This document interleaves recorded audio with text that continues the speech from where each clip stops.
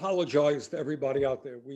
Usually we do these things very, very smoothly. Tonight, we did not. We've got some technical issues. So I'm not going to give you the long speech. I want you to hear from the workers themselves. Bottom line is you have some very courageous people out there who are in Colorado, who are standing up to a very powerful corporation, the Kroger supermarket, the largest supermarket chain in the country, owned by incredibly wealthy people. And these folks have gone out on a 10-day strike. And I want Kim Cordova to explain why they went out and what this strike is about. So Kim, say it again. I heard it, but I want everybody to hear what you had to say. Thank you, Senator. We appreciate the opportunity to come and speak to your audience. It is so important and critical that workers' voices are elevated and that we have an opportunity to share with the country that strikes work and that the Great Resignation is absolutely true, what's happening in this country. We're seeing workers organize and stand up to the worst type of corporate greed we've ever seen. One thing with our grocery workers, first, let me go back and I'll introduce myself. I'm Kim Cordova, the president of United Food and Commercial Workers Local 7. I represent essential grocery workers here in the state of Colorado and Wyoming. And we were just on a 10-day strike against Kroger stores here. 8,700 workers walked off the job to fight for the respect and protection and pay that essential grocery workers should have. Working for the largest grocery chain in the United States and in Colorado, they have the largest market share here in the state. Our essential grocery workers are heroes. When the pandemic started, their employer came out nationally and news. They were putting billboards up and running commercials stating that their workers were essential heroes. And what they did was, just weeks into the pandemic, they decided to treat them as a zero. These grocery stores have treated workers as fungible widgets, as sacrificial employees. And workers have said enough is enough. They are rethinking their relationship with their employer, and they voted to strike almost unanimously. We had strike votes of between 80 or 98% all the way to 100% of the workers voted to strike over the company's lack of respect, protection, and pay. And so we took the company on, the largest employer. These workers, I am so proud of them for standing up, not just for each other, but for themselves, and taking a stand for not just workers here, but setting the bar for workers across the country. Standing up to, the largest grocer that doesn't pay not just a livable wage, but a thriving wage. I mean, workers should not, one job should be enough, and that these big companies are paying such low wages that many of our members qualify for social services, or they're homeless, or suffer from food insecurity. And you know how hard it is to work in a grocery store when you don't have enough food to eat, or that you're living on the street knowing that the CEO and these big companies have made more money than they've ever made because of the pandemic. So while small businesses and restaurants were closed down, our grocery stores were open, and they have continued to make massive profits off of the backs of the workers.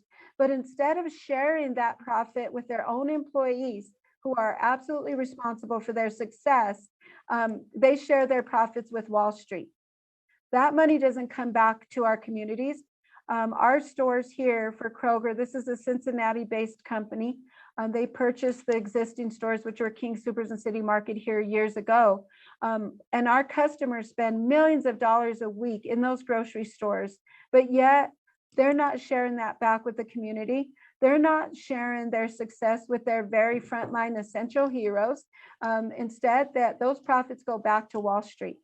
And their executives and their friends on Wall Street, just in the month of December, they received $1.5 billion worth of stock buybacks, while our members are homeless and workers don't have food. They don't have the safety and protection that the company should provide as an employer.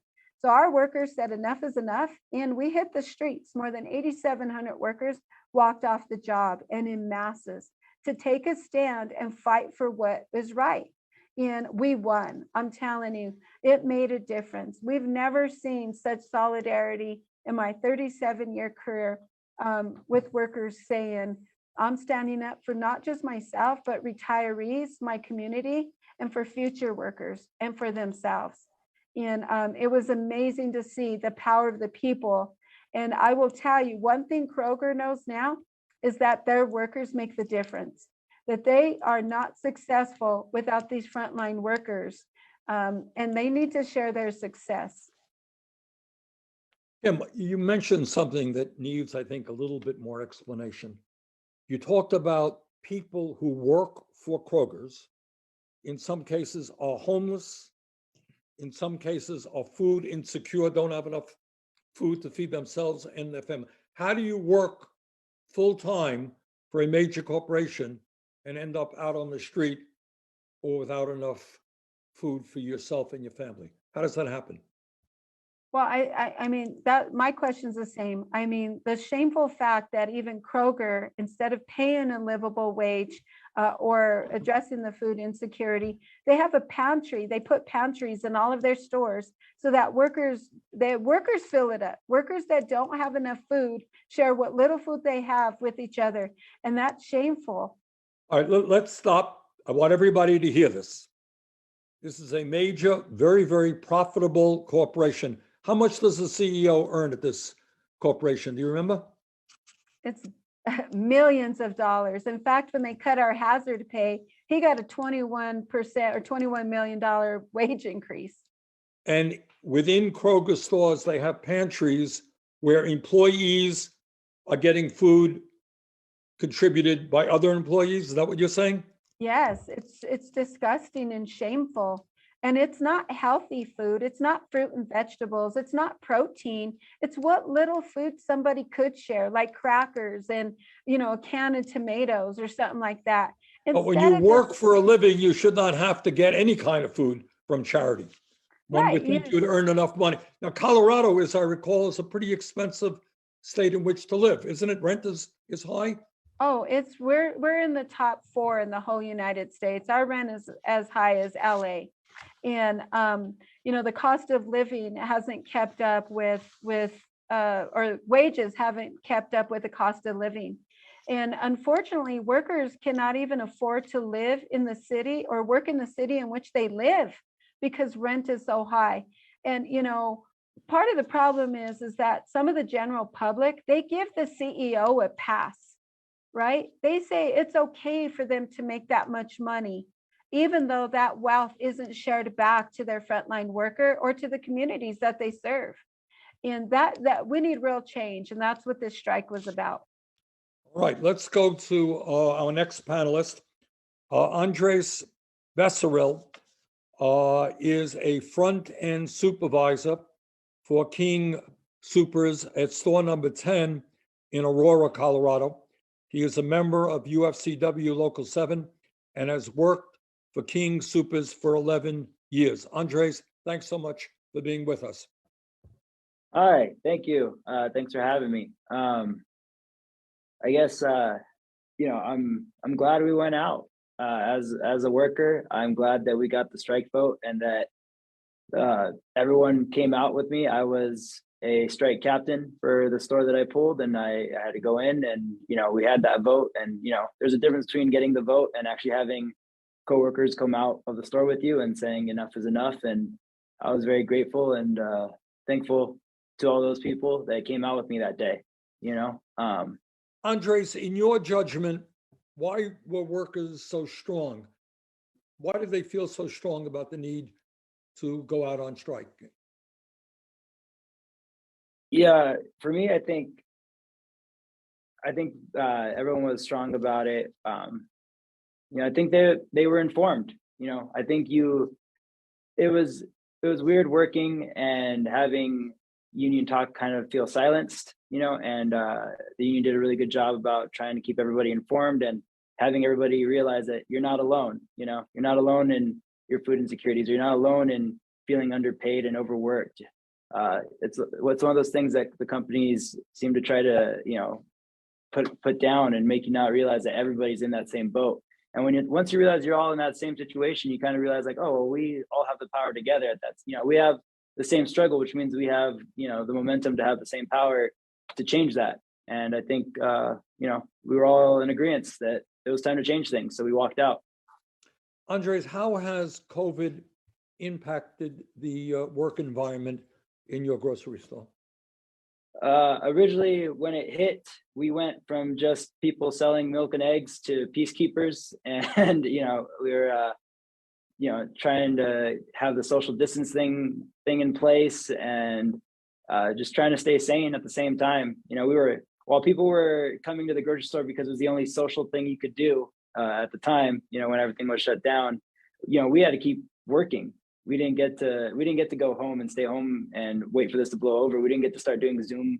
You can't scan groceries on a Zoom call. We were there. We were on the front line, and that was scary. Did some of the workers come down with COVID? Yeah, plenty. We had conversations every few days that someone else had gotten it. Or you would realize somebody was missing, for over a week, and then 2 weeks, and you're like, oh, well, I wonder where they went, and you kind of piece it together real quick.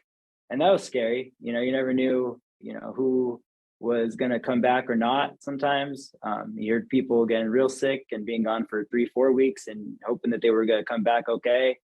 And, some people didn't, obviously, and that was tough. But I think at the end of it all, being a grocery worker in a store and seeing your coworkers come down with it and then come back and living through all that with all of them, I think it really ended up creating more bonds, especially after we all walked out together.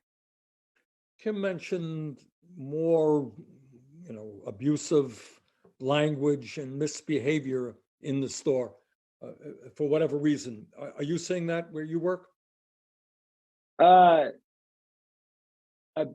Well, I would say that there was a lot of,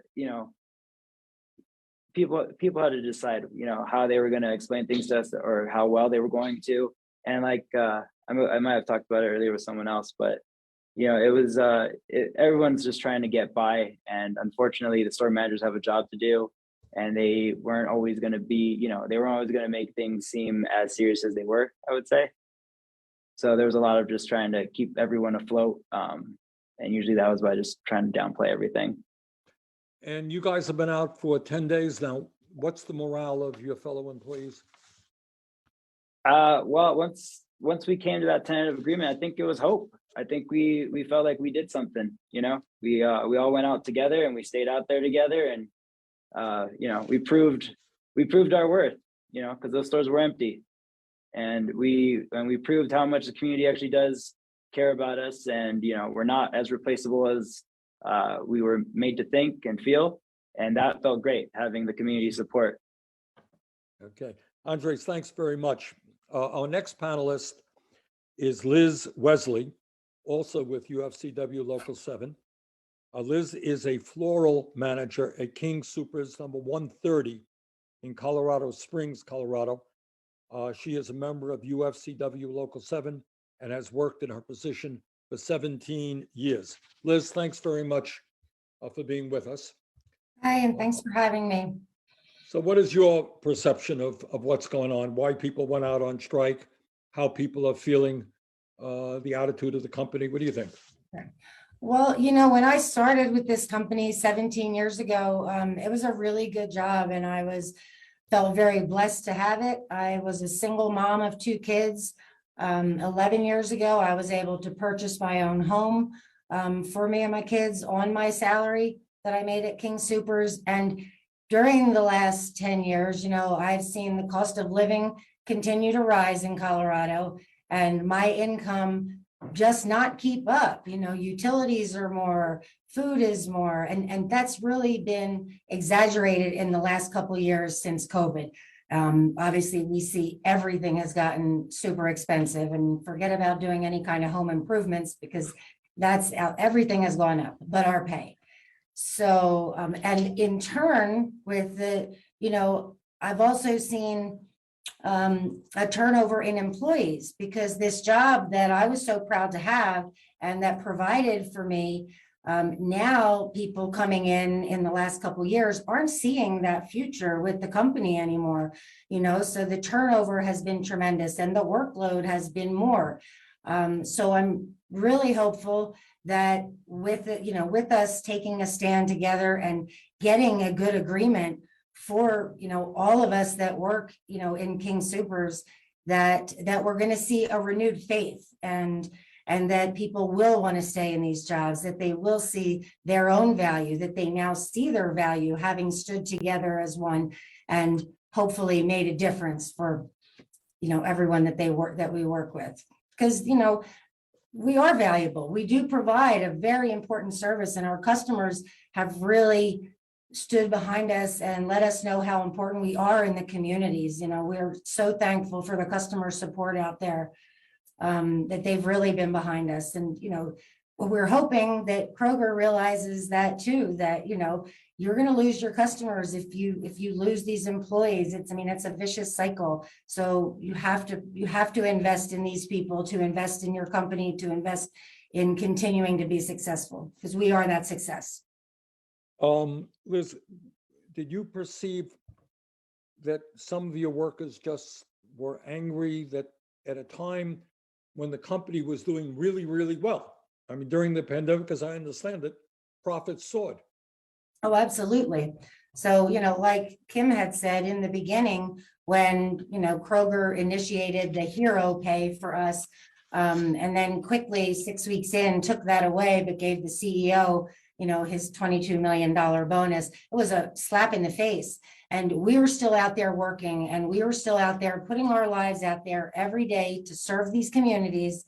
And when contract time came around, I really think it hurt a lot of us to see what they really thought of us. And thank God that we have a strong union and we have strong union leadership, and that we were able to put together this fight. And it was just amazing, the bravery and the conviction that all of my brothers and sisters have to get out there in the snow, in the sleet, in the freezing, in the dark, and stand together and know that we were making a difference, was tremendous. It was really something wonderful to be a part of. Let me ask anybody, Kim, Andres, Liz, what is it like, working in a grocery store, supermarket, in the midst of a pandemic is not, I suspect, easy work. What's it like working in a store nowadays? Who wants to describe that? I'll take a shot at that, Senator. I could tell you that grocery workers work during any man-made or natural disasters. So we're open 7 days a week. It doesn't matter if there's floods, fire, earthquakes, riots, social unrest, or a pandemic. But what happened during COVID is, between panic shopping, the frustration of small businesses shut down, people unemployed, the grocery stores became a central place for people to come and congregate. So you started to see this panic shopping or buying with, like, the toilet paper phenomenon. And so customers have become very frustrated, and it's not a supply chain issue where you see empty shelves. It's been a worker shortage, with workers saying, rethinking their relationship with their employer. You've seen the frustration from customers where there's product or not enough workers. You've seen a lot of these jobs be automated with self-checkout. So our poor workers have become they've suffered the brunt of the consumer's frustration. And then you mix in the political aspect of the mask or vaccines, right? And so our workers have been spit on, slapped, pushed, beat up, attacked. And this has been well documented.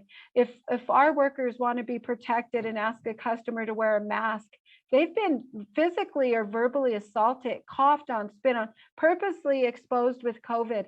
And instead of protecting an essential worker, the company just, turned their eye to it and put profit over people. And unfortunately, we've had thousands of workers get COVID, and we've had workers die. And so, that happened. It's been a horrible experience. And so even though the companies have done very well due to COVID. They're making money not just because of the services that they provide, and that they're the businesses that have stayed open during these shutdowns, but they're making money off of COVID in general. They get administration fees from the administering the vaccines, and then they're selling the COVID test. And so they've done great with COVID. They've done very well through the pandemic. But our workers, they haven't done great. You know what they got? They got COVID. They got beat up. They got overworked to the point where these poor workers have done more work than they've ever had to. And they're doing all of the heavy lift. So it's been really hard for these essential workers. It's been tough. Tim, can I ask you, I don't know if it's public knowledge or not, what was the initial offer that Kroger's made to the union? Is that something you? Yeah, absolutely. It was all concessionary. It was concessions. So the company came to the table instead of taking the opportunity to be a leader in the industry. They're the number one chain in the country.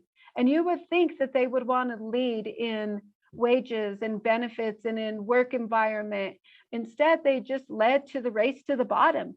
So they came to the table and they proposed taking away overtime pay, taking away, their daily overtime, taking away their path to full time. It was all concessionary.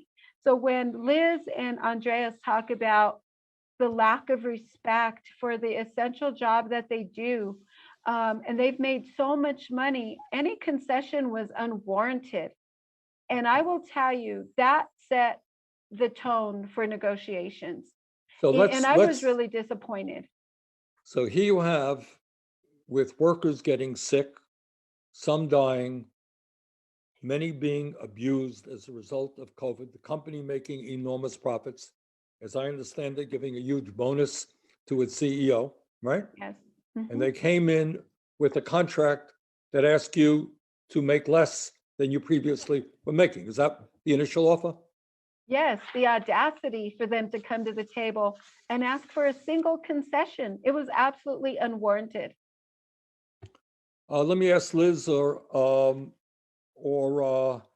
Andres, how did workers respond to an offer which asked them to give back benefits in the midst of all of this? How did people feel about that? I'll take that. We were horrified. I mean, the fact that they wanted to take away our overtime, cut our sick hours, what else? Just meager rate. Initial proposal was meager raises and take away protections that we have in our contract was just obscene of them to even put that out there, to think that we would even consider anything like that. And then they would come behind the backs and have the managers and district managers in the stores trying to sell us a contract when we have our bargaining committee and our union fighting for us. And so they were only showing us pieces of it in the store, the pieces that they wanted us to see, and then telling us that, oh, this is a good deal and you guys should take it.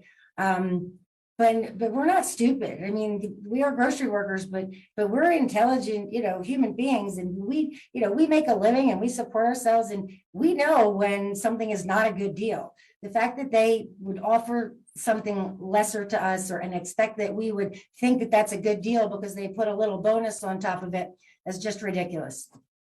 I would assume, Liz, that the last offer was a little bit better than their initial offer. They had improved on some things, but they still weren't listening really to what the workers were telling them, what our concerns were in the store. And maybe Andreas can address that too as well. Because we did want some safety protocols put in place. We have been assaulted in the stores. I've had a guy with a machete run straight through my department, threatening people. No one got hurt in that incident, but certainly it's been in national news that workers in Colorado have been hurt, and we had the Boulder shooting. It is a real threat, and it is a real worry for people in the stores. Andres, what does being in a union mean? I mean, a lot of people who are watching this may not know a whole lot about unions, why they are important. What has been, what has been being, what has been being in a union meant to you and to your coworkers during these last several weeks? For me, I realized how much protection you have with the union. You're not alone. You're never alone when you're in a union. There's always resources and there's always people you can go talk to outside of the company that also have, they have knowledge of the workings of the contract, and having that actually be supplied to you, having a quick link to it, whether it be a rep or a steward in the store, is very beneficial. And I think honestly, before all this happened, I wasn't too hip to it. And now that I've lived it, I really do feel like, and now that not just me, but all the other workers too, we all lived it because we were all out on that strike, on that picket line.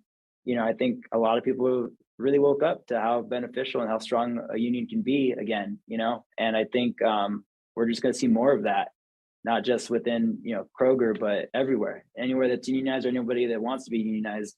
They're seeing the power of, of a union and of a strike and the support the rest of the world has for them. And, I think it's just going to get better.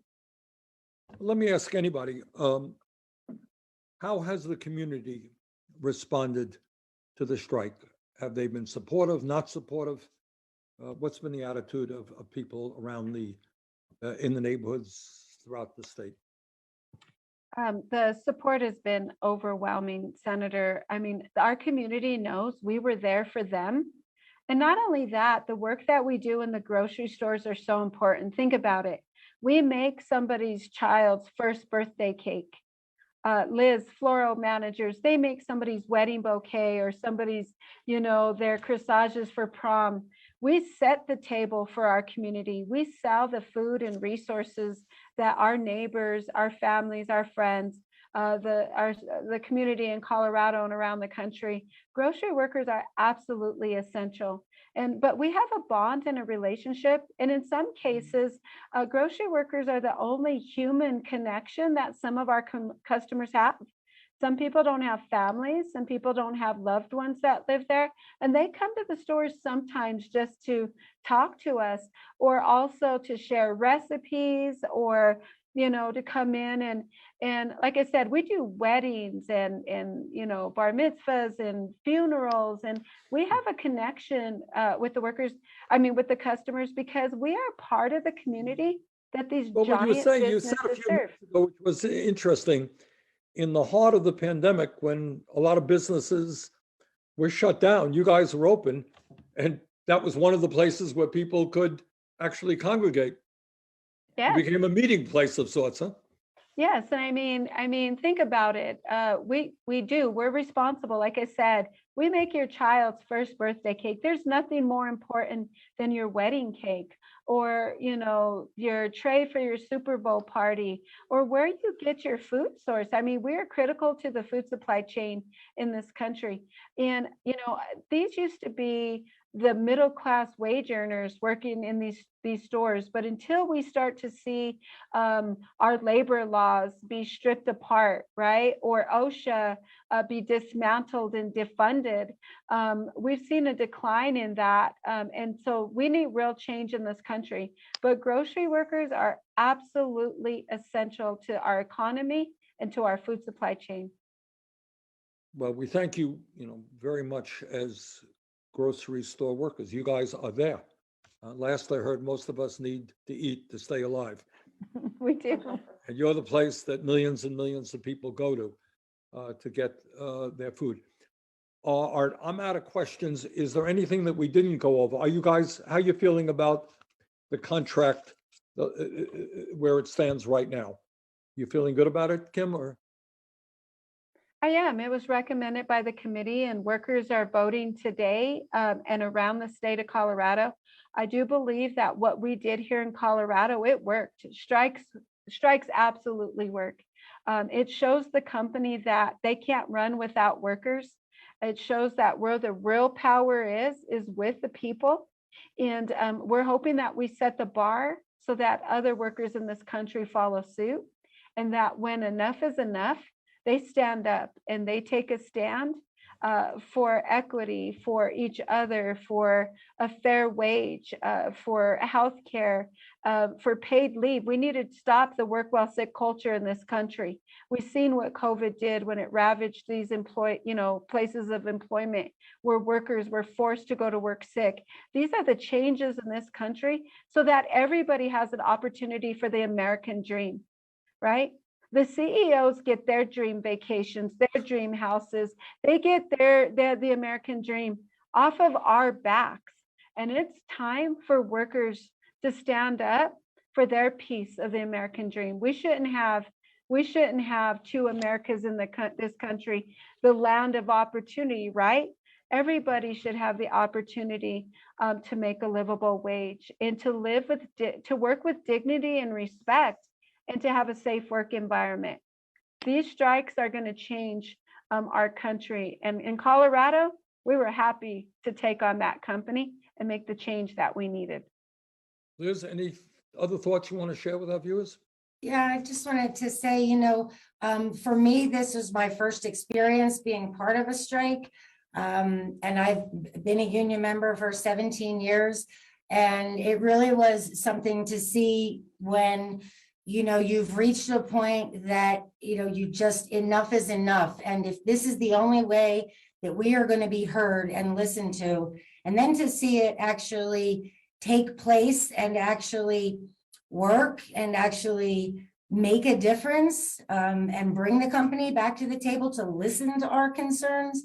It was just a wonderful experience. I hope that this, encourages more places to unionize when they see what the power of a union can do when you do stand together and fight for your rights. I think there's a tremendous resurgence of that in our country, and I think we need more of it.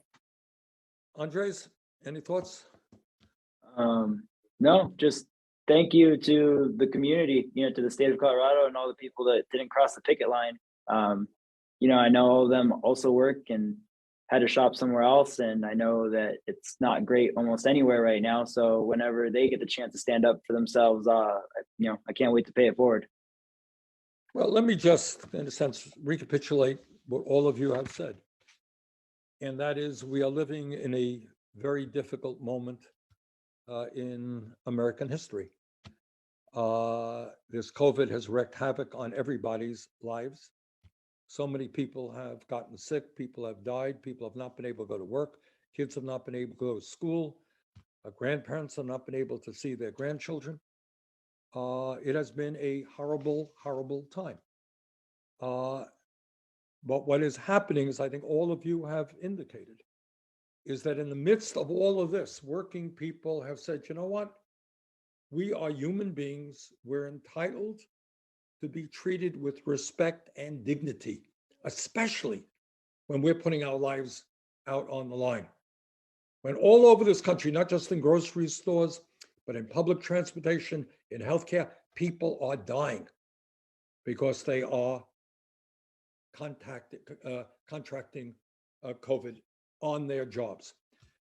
And I think what you're seeing, and all of you have made this point, is that people are saying enough is enough. And we're seeing people taking on enormously powerful corporations. You're taking on a big time operation, right? A multi-billion-dollar corporation with unlimited resources. And as I understand it, Kim just said they came to you with a disgraceful initial offer, an insulting offer. And workers said, thanks, but no thanks. They went out on strike for 10 days. People in Colorado said, you know what, we're going to stand with the workers. We're not going to go into that grocery store. And maybe the company got the message and came back with a lot better contract. And what you're doing, and what other striking workers, we're dealing, as I mentioned earlier, with women who are on strike in Los Angeles, coal miners who are on strike in Alabama, workers in specialty metal in West Virginia, same thing. People taking on powerful special interests, companies that have billions of dollars in assets, and they're standing up and they are fighting back with incredible courage. And we're seeing that all over this country. So I want to thank all of you for being an inspiration for working people all across this country. And I think of all of you, I said, if and when you win this strike, people are going to say, you know what? When we get united, when we join a union, when we're prepared to negotiate for real benefits, we can win this thing. And that's the role that you guys are playing nationally. You're inspiring a whole lot of people. And I thank you very, very much for that. And I thank you for being with us this evening, and look forward to continue working with you. So thank you all very much. Thank you, And, Senator. We appreciate you helping us amplify workers' voices around this country. And we absolutely appreciate your support. It has been, we'll never forget it. I promise you that. Our workers are very grateful for it. Thank you again. Well, thank you all. Okay. Good evening, everyone. Take care. Good night.